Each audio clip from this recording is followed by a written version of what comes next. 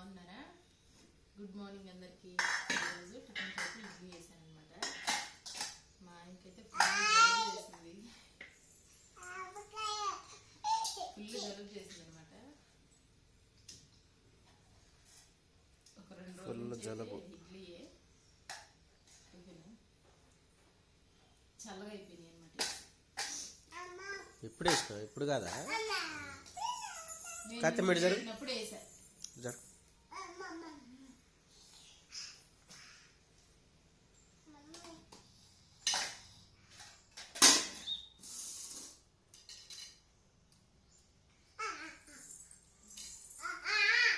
ఆగు కత్తిమ్మ, కాలుతాయి. పెడతాను. ఇంకా చట్నీ కూడా చేశాను.